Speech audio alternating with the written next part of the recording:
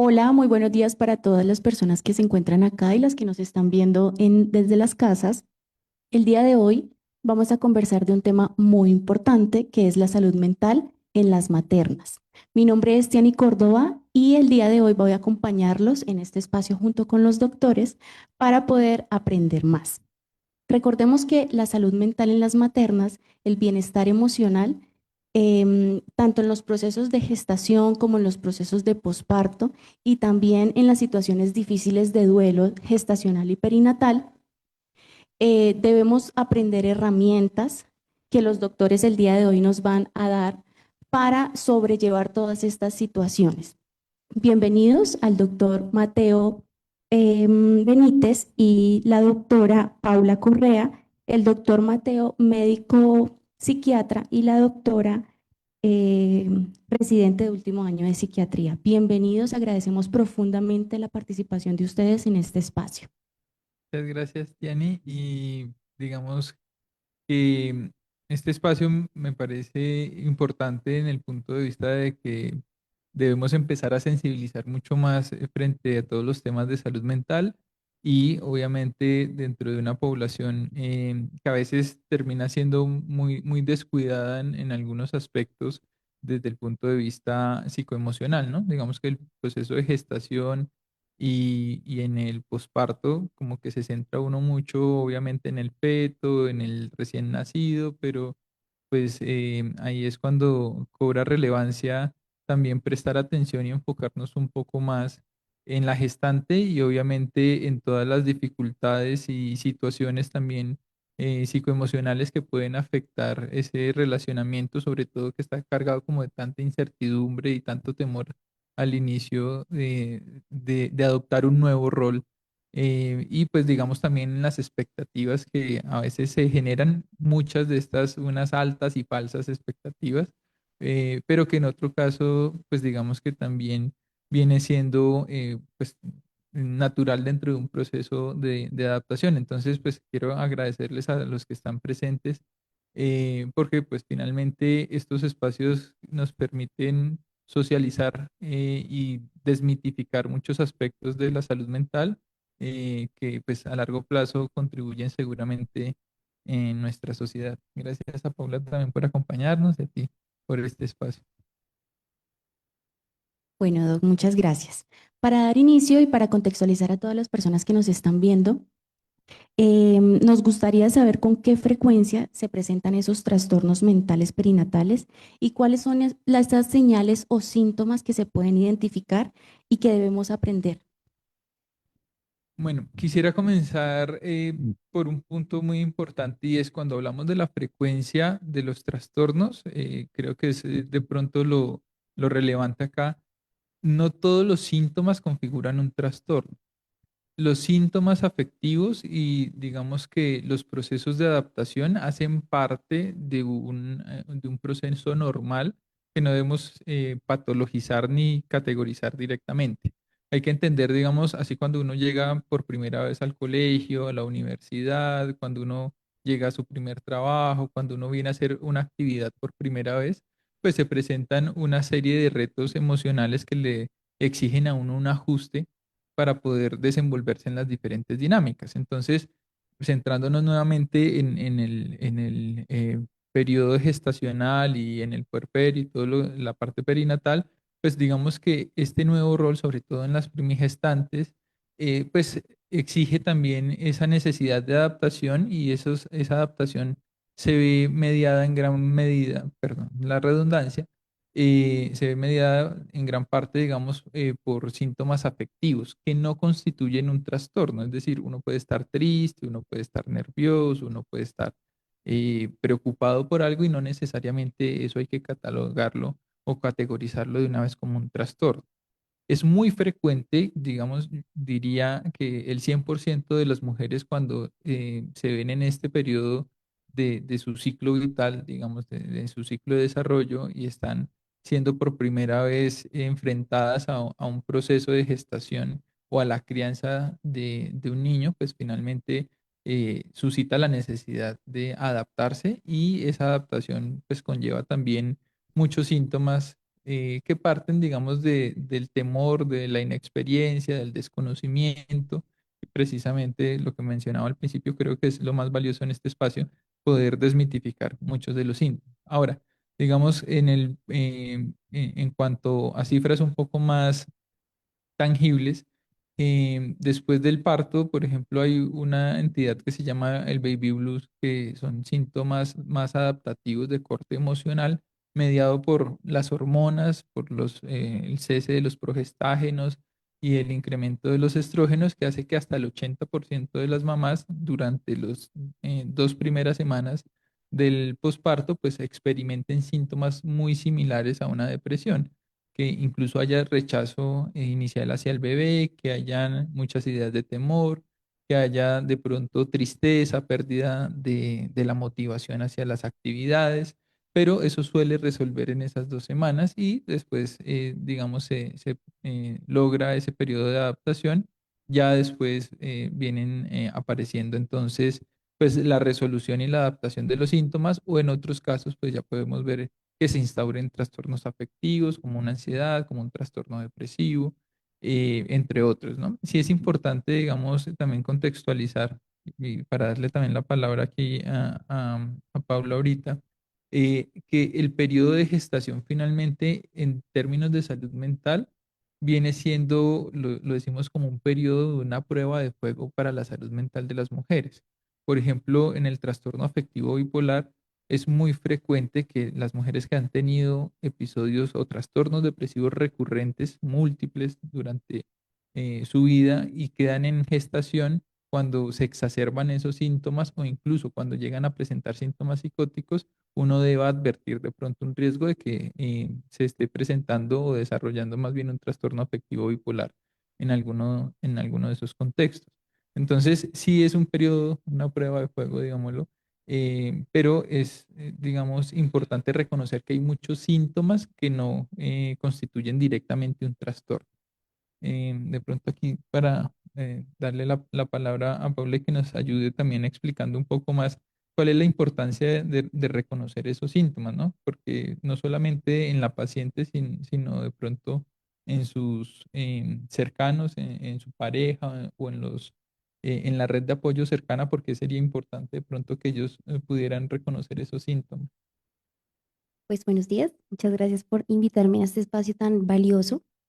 Y pues digamos que como para ser más o específica, digamos en cuanto a las estadísticas de lo que nosotros vemos, sí, aproximadamente cada una, más o menos de cada 10 gestantes que nosotros vemos van a tener como bien dice el profe, no trastorno como tal, sino problemas que pueden terminar siendo pues digamos que ya uno desarrollando una enfermedad o una patología mental.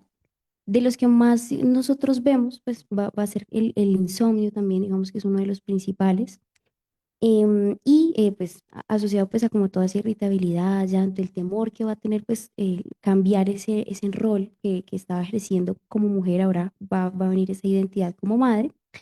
Y es muy importante tener ese enfoque biopsicosocial o integrar todo esto porque identificar estresores como por ejemplo el vínculo con la pareja, el apoyo, la historia personal, como bien lo acabamos de mencionar, una historia de depresión o un historial de alguna otra patología, complicaciones que ella haya tenido previamente, nos va a poder ayudar a prevenir y atender tempranamente, no esperar pues a que ya tengamos otro desenlace.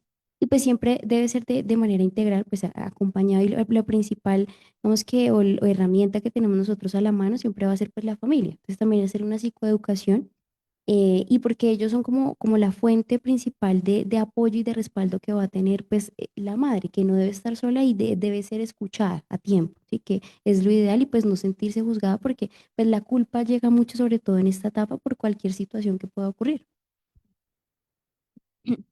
Listo, doctores. Bueno, entonces teniendo en cuenta que estos temas de salud mental no solo dependen del nivel biológico, sino también hay unos factores biopsicosociales. ¿Cómo consideran que es fundamental en estos factores biopsicosociales prevenir e intervenir oportunamente la salud mental en las mujeres gestantes? Creo que debe irse mucho más atrás. Creo que debemos empezar a cuidar mucho desde la infancia en los factores determinantes de la salud, como pues educación, alimentación, entornos saludables, digamos, entornos desprovistos de cualquier tipo de violencia psicológica, física, sexual, todo esto, porque finalmente, pues, en el caso de las niñas que en algún momento pues van a ser gestantes, pues esos factores determinan vienen siendo determinantes desde muy temprana edad para poder tener, digamos, una salud mental mucho más robusta que permita afrontar estos procesos de adaptación y las dificultades que se puedan presentar en algún momento, ¿no? Porque pues tenemos que entender que también hay embarazos de alto riesgo, que hay factores genéticos, que hay factores, digamos, comórbidos por cualquier enfermedad como hipertensión, diabetes, que pueden hacer que se complique un poco más ese proceso de gestación. Entonces, esos determinantes biopsicosociales tienen que empezarse, digamos, a abordar desde muy temprana edad. Esto, digamos que es una recomendación en medicina en general. Estamos todavía en un modelo muy de atención y que tiende hacia la curación, pero debemos más bien empezar a fortalecer esos procesos de cuidado de la salud desde la prevención, desde edades muy tempranas. Ahora, ya para el momento, digamos, de la gestación, pues lo que se promueve entonces, pues son redes de apoyo, como lo mencionaba Pablo ahorita, muy sólidas, redes de apoyo que de pronto permitan repartir un poco la carga que genera la adaptación a una nueva situación y a un nuevo entorno. También digamos que la disponibilidad del acceso a servicios de salud de forma oportuna, el hecho de tener consejería también en el aspecto de planificación familiar ayuda mucho, ¿no? Porque gran parte de la angustia que tienen las pacientes durante la gestación es que no saben cómo se va a desarrollar su embarazo, qué es normal y qué no es normal sentir, a qué edad se siente el movimiento del bebé, cómo lactarlo, qué hacer si no, digamos, logra amamantar bien al niño, etcétera, etcétera. Todo eso pues genera mucho temor. Entonces, realmente la manera en la que uno puede manejar en mayor medida la angustia y la zozobra es precisamente con el conocimiento. Entonces, el hecho de que se puedan acceder a citas de planificación, el hecho de que se puedan tener, digamos, acompañamiento durante la gestación, con todos los controles prenatales, con todas las dudas que hay que llevarle también al ginecólogo, también al psicólogo, también al psiquiatra, también al médico que esté tratando de pronto cualquier otra comorbilidad que tenga la paciente durante ese periodo de embarazo y lo que viene después, pues va a permitir entonces generar precisamente una mejor adaptación y disminuir esa carga afectiva. Lo otro, pues digamos que creo que un esfuerzo importante que se viene haciendo desde diferentes sectores, pero que aún queda corto y es precisamente fortalecer todas las medidas de promoción de la salud, de prevención también de trastornos mentales en cuanto a la población en general, pero específicamente pues en las mujeres. Los entornos agrestes con cualquier tipo de violencia pues también generan de hecho una afectación en los niños y de hecho revisamos hace un tiempo con los residentes estudios muy extraños, pero que tienen un sustento y que cada vez van ganando como mayor credibilidad. Y es que incluso las situaciones de violencia trascienden por cambios genéticos que se llaman metilaciones y esas cosas que generan alteraciones en la cadena de ADN. Un evento traumático y eventos de violencia pueden trascender hasta 3 o 5 generaciones. Entonces, digamos que el hecho de que se empiece hacer cualquier tipo de medida preventiva desde ahorita, pues seguramente va a ser en beneficio de generaciones futuras, pero por eso también es importante, insisto, estos espacios como de sensibilización y de educación. Ok. Doctor, se tienen mitos frente al tema del embarazo y uno de ellos es el tema de que la madre siempre tiene felicidad. Hay que tener en cuenta que cuando estamos en un proceso nuevo, que es maternar, pues hay cambios a nivel físico, a nivel emocional, hormonal. porque pues trae consigo una cantidad de cosas a la madre. Y para este caso, ¿cuáles consideran ustedes que son esos factores de protección para cuidar la salud mental antes, durante y en el posparto? Pues realmente yo creo que antes del embarazo, lo principal, lo que acaba pues, de mencionar el doctor Mateo, la planificación, ¿sí? Tener controles prenatales, un adecuado tamizaje, también tamizaje en salud mental, de ansiedad, de depresión. Si es una madre que ya tiene una patología mental, pues consultar qué voy a recibir, qué manejo, voy a seguir con el mismo medicamento, qué vamos a hacer previamente, ¿sí? También pues priorizar todos esos antecedentes patológicos asociados que también puedan verse alterados, por ejemplo, una diabetes, hipotiroidismo, que vayan a alterar realmente pues la estabilidad del embarazo, ¿eso? El ejercicio, mantener un muy buen descanso y comer bien. Realmente esos es como los principales factores que uno lo deberían proteger o realmente uno debe tener como factores protectores antes de la gestación. Y posteriormente yo creo que lo principal, una buena red de apoyo que le permita a la madre tener ese acompañamiento, esa escucha y también descansar, porque a uno se le olvida pues y claramente pues debemos cuidar al bebé, al recién nacido, pero la madre también debe ser cuidada, también debe de permitírsele ese descanso y tener ese momento en el que ella pueda sentirse cansada, fatigada por la labor que está haciendo, pero no sentirse culpable, que yo creo que eso es como una de las principales temores y lo que ellos a veces como que se reprimen en sí. Entonces yo creo que es solo como esa parte tan humana y tan empática en ellas posterior o en el posparto puede mitigar también el riesgo de que ella se deprime. Listo, doctora. Hablando del red de apoyo, de la red de apoyo con las que cuentan las mamás, ¿por qué consideran que es tan importante que ellas cuenten con ese apoyo de la pareja o esa red de apoyo de su familia para este proceso? Mm, Idealmente todas tienen buena red de apoyo, ¿no?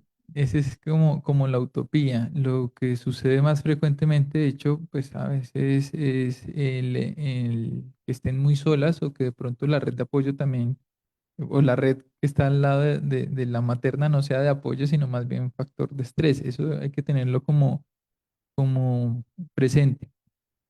La importancia de generar una buena red de apoyo o de tener una buena red de apoyo redunda en lo que habíamos mencionado previamente, y es que el hecho de tenerse que adaptar a una situación novedosa se logra hacer de una mejor manera, más rápido y digamos que también más saludablemente cuando uno puede repartir la carga con alguien. ¿Sí? Cuando hablo de carga, hablo de la carga emocional y de la carga del estrés que genera una situación novedosa y pues la zozobra o la incertidumbre de estar haciendo bien o no las cosas. Pero también vuelvo al principio y es, siempre se fija uno mucho más en el feto, en el embarazo, en el niño ya cuando está creciendo y a veces como que pasa a un segundo plano la mamá.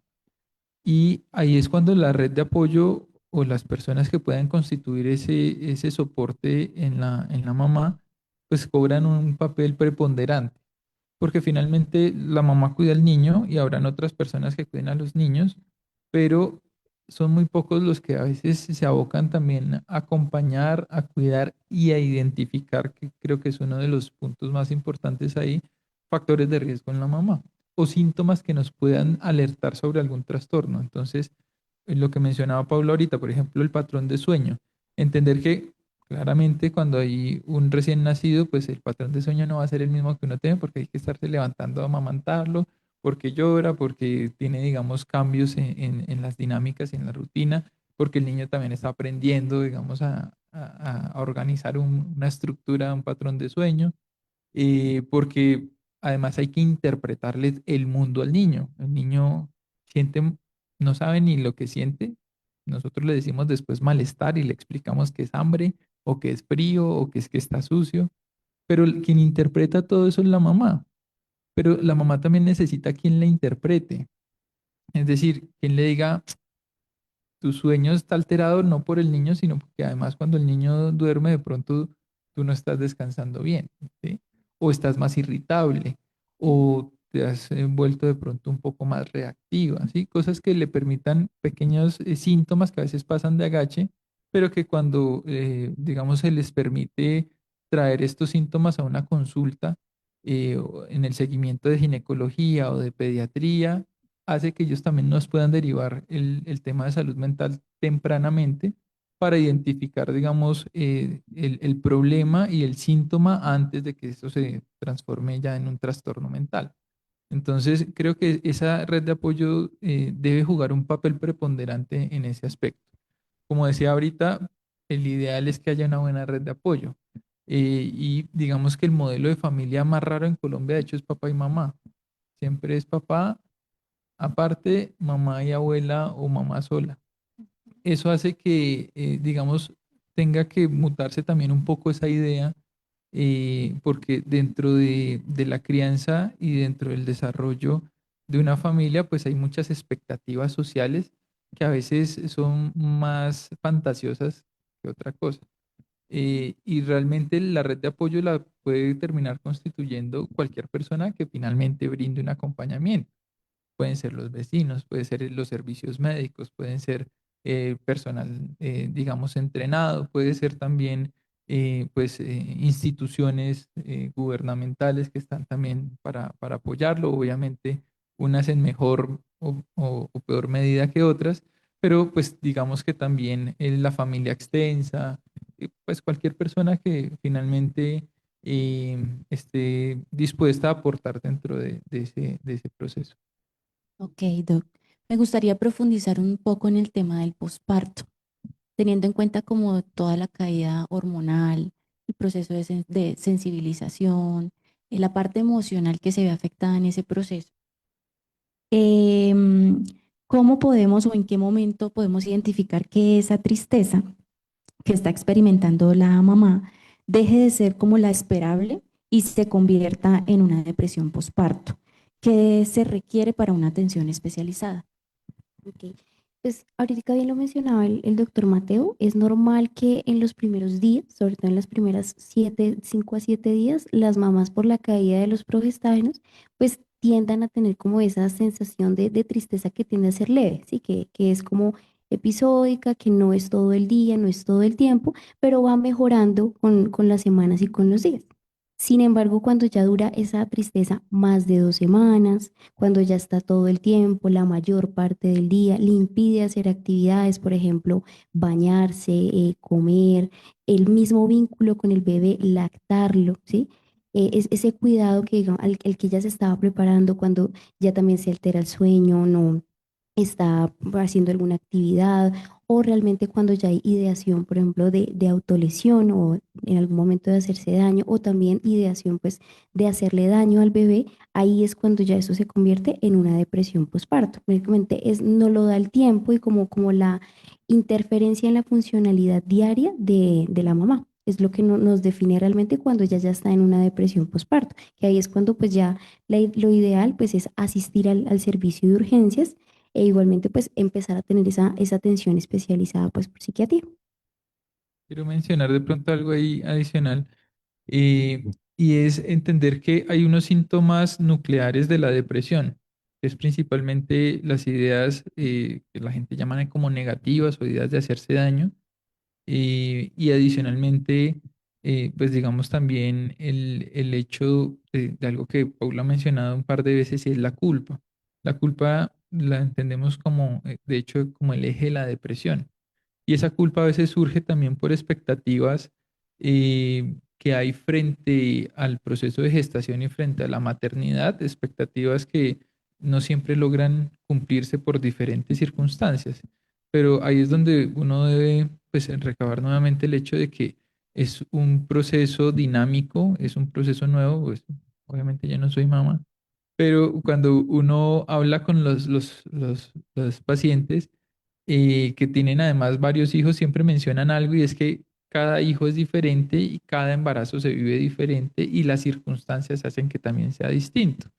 Entonces, a veces la culpa puede surgir también por algunas expectativas que se van generando y vuelvo entonces los síntomas nucleares en cuanto a las ideas de hacerse daño, a la pérdida del interés, del placer y del deseo por hacer las cosas y sobre todo asociado con la culpa, se les pueden ir sumando otros síntomas accesorios como alteraciones en el patrón de sueño que no tengan que ver con la crianza, como alteraciones en el patrón de la alimentación, como tendencia a estar todo el tiempo en la cama, que es lo que llamamos clinofilia, como también aislamiento social o apatía, irritabilidad, que también pues pueden estar pues muy vinculados con los síntomas que, como mencionaba Paula, si duran más de 2 semanas, ya es como un campanazo en el que hay que empezar a pedir ayuda urgente para abordar rápidamente este caso y hacer un tratamiento oportuno, porque pues, de no hacerlo, uno de los riesgos es precisamente que se estructure una idea suicida, que aparezcan lesiones autoinfligidas o incluso pues lesiones hacia el bebé, ¿no? Entonces es importante tener eso muy presente. Ok.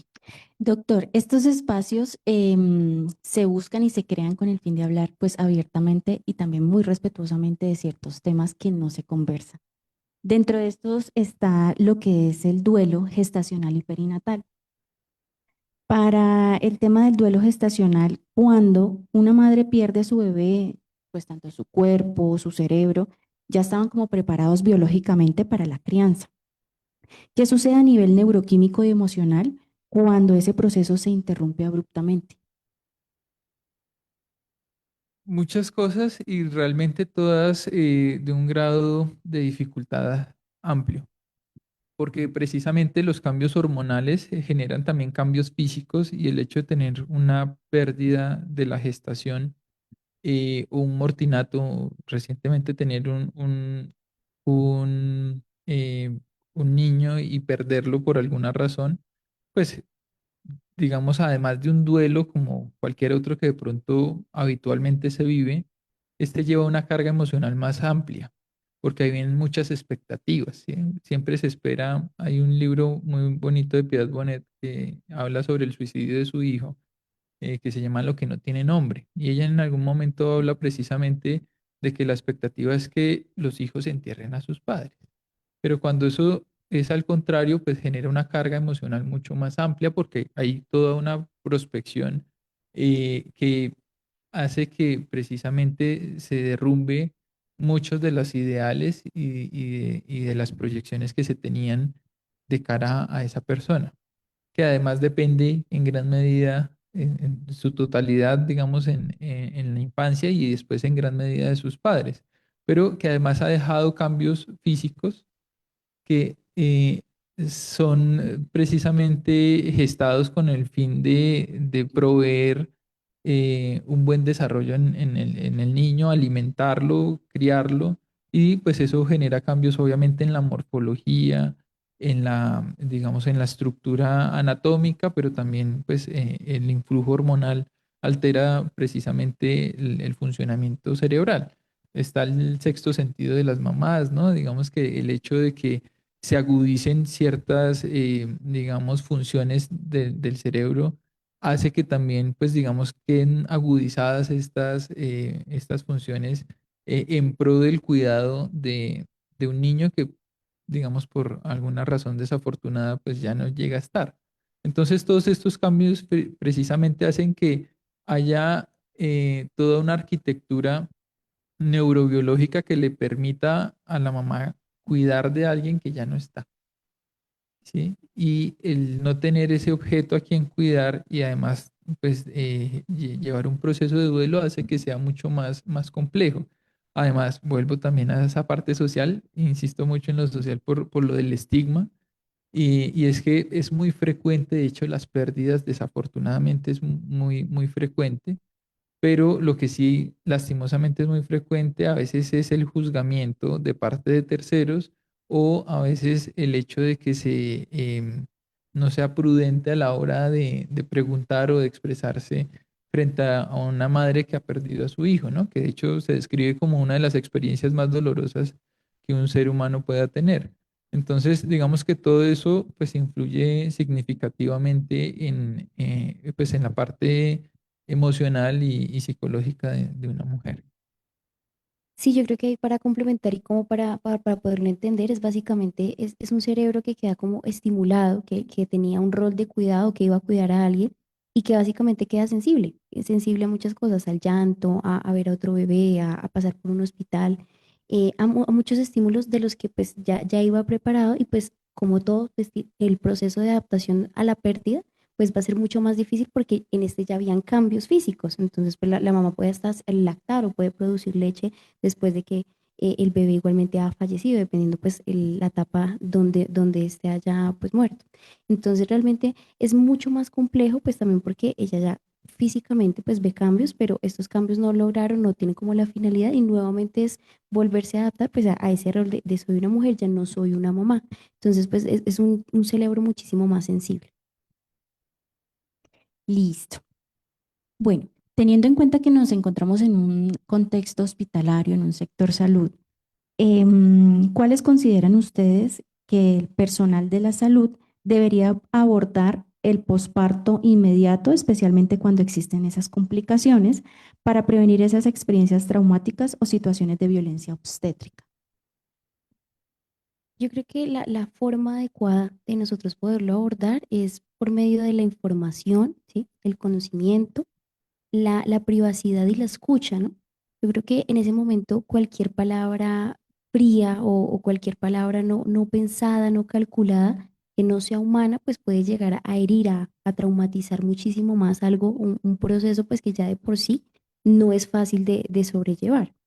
Y tener muy en cuenta pues lo que está viviendo pues ese individuo, esa mujer, ¿sí?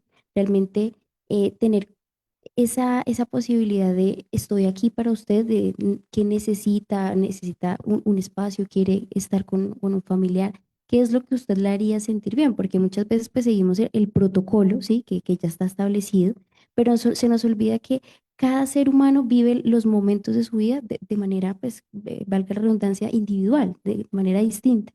Y no porque esté establecido que yo debo apartarla y llevarla a tal sala, sea lo correcto para ese individuo. Realmente yo creo que solo 5 minutos con que nosotros escuchemos, le digamos, usted desea pues que venga su pareja, quiere estar, quiere una llamada, quiere, o solo pasarle, por ejemplo, un pañuelo, hace la diferencia en un momento tan complejo como es un duelo pues por una pérdida y sobre todo estacional. Lo otro, digamos, en cuanto a la violencia obstétrica que se pueda presentar de parte de quienes integramos los servicios de salud, yo creo que la medida que debería privilegiarse es volver a la empatía, no desde la palabra de cajón, sino realmente de algo muy genuino, ¿no? Porque pues finalmente cuando uno se dedica a cualquier disciplina de la salud, pues está implícito el hecho de ayudar a alguien. Hay algo que sucede con frecuencia y que de pronto es el llamado también para quienes estudian cualquier carrera relacionada con la salud, y es, digamos que el conocimiento, si bien le da a uno de alguna forma como la seguridad de abordar situaciones difíciles, o le da de pronto la confianza de hablar de algún tema, a veces, digamos que olvidamos la sensibilidad que hay que tener para el buen uso de esa información, para el buen uso de ese conocimiento. Entonces, de pronto también el llamado para quienes nos ven que son del área de la salud es volver a lo que nos motivó inicialmente a dedicarnos a estos menesteres, y es precisamente el cuidado del otro desde la sensibilidad. Como decía Paula, todos somos muy diferentes, vivimos cada situación de forma independiente, pero sí hay un punto común y es que todos somos seres humanos. Y ahí es donde tenemos que empezar a ver que aunque tengamos diferencias, pues el otro cuando acude al servicio médico, pues finalmente es quien necesita de mi acompañamiento y de mi apoyo. De parte de los pacientes también hay muchas cosas que se pueden de pronto hacer para favorecer esa relación médico-paciente o mejorar de pronto la interacción con el personal de salud. Vivimos obviamente en una época de que todo es a la carrera y hay mucho afán de diversas maneras, y a veces también ese sísifo de las atenciones y de la actividad médica pues hace que sea un poco más impersonal ese trato. Pero los pacientes también, digamos, nos pueden ayudar en la medida de que puedan tener, por ejemplo, su carpeta de controles en el momento de la consulta, llevar anotado siempre cuáles son las preguntas, esas preguntas que surgen de la nada, que son importantes para ellas, pero que de pronto en la inmediatez de la consulta y en la premura, de pronto se deja pasar por alto y de pronto uno las quiere preguntar al final, ya cuando se ha cerrado la historia y cuando de pronto no hay tanto espacio. Entonces, el hecho de planificar también la consulta nos ayuda a nosotros a que se priorice ese espacio de pronto a veces reducido de la consulta para que pues haya una mejor dinámica y pues se llegue a solucionar muchas de las dudas que puedan existir. Ok. Para ir dando cierre a este espacio, doctores, me gustaría saber qué mensaje puntual o qué llamado al personal de la salud darían ustedes para fortalecer una atención más humana, más compasiva hacia las mujeres gestantes. Creo que entender que finalmente todos venimos de una mujer, el hecho de tratar a cualquier paciente con esa sensibilidad y esa empatía desde el reconocimiento de todo lo que hoy implica ser mujer. Y lo digo con mucha admiración porque pues finalmente uno de hombre creo que la tiene un poco más sencilla, hace una tarea a la vez. Las mujeres tienen la capacidad además por digamos, cerebral de atender a muchas más actividades al tiempo, pero además logran hacerlo muy bien. Hoy digamos que las condiciones sociales y las condiciones globales hacen pues que también tengan que trabajar, que tengan que atender a sus hijos, que tengan que desempeñar diferentes actividades y roles que exigen mucho. Entonces, digamos, siempre entender que más allá de una materna, de una mujer puérpera o de una mujer gestante, lo que tenemos es una persona que detrás tiene todo digamos, todo su bagaje de la experiencia profesional, académica, social, laboral, del cuidado del hogar, que de pronto es algo que como que ha pasado también a un segundo plano, pero que cobra mayor relevancia precisamente en el contexto del embarazo y del puerperio y en la crianza de un hijo. Entonces, creo que ahí es cuando como médicos tenemos que ser mucho más sensibles, entendiendo que no va a haber un solo factor, que no es solamente el embarazo y no es solamente la crianza, sino que también son todas las cosas que están alrededor de una mujer moderna, digamos, una mujer que en la actualidad debe responder a muchas situaciones apremiantes y que pues eso nos obliga a nosotros a ser de pronto un poco más sensibles y poder ayudar en mayor medida también a quien está intentando sacar adelante no solamente su proyecto de vida, sino el de una familia y el de un niño. Ok. Bueno, señora. Y pues digamos que para terminar, sí, yo creo que entender también y como bien lo decía el doctor Mateo, ver que no solo viene una mujer a consulta, una mujer que pues ya viene con expectativas, con miedos, sino también hay una historia detrás de ella, sí, ahí viene una familia, viene un esposo, viene realmente muchas ilusiones detrás de ella y finalmente pues esa es la labor que nosotros escogimos, ¿no? Y dentro de eso independientemente que sea psiquiatría o alguna área pues más de salud mental, está también escuchar, ¿sí? Y uno puede ayudar y aliviar solo con una palabra humana. Entonces yo creo que desde ahí ya podemos y hacemos mucho, aunque ya le preguntemos a usted qué le pasa, cómo está, solo con eso ya estamos haciendo bastante. Ok, entonces creo que todo se resume a escucha y empatía de parte de todos los que estamos en este sector salud, que es tan importante. Muchas gracias a ustedes, doctores, por este espacio. Realmente es importante todos estos temas y muy valioso el conocimiento que nos traen el día de hoy.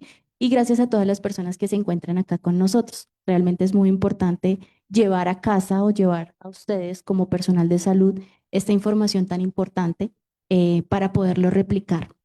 Recordemos que el tema de salud mental en la mujer no solo estamos velando por su bienestar, sino estamos velando también por el vínculo, por la familia. Y esto pues es lo que buscamos con estos espacios. Muchísimas gracias y esperamos verlos en un próximo espacio. Gracias. Gracias, Tiani.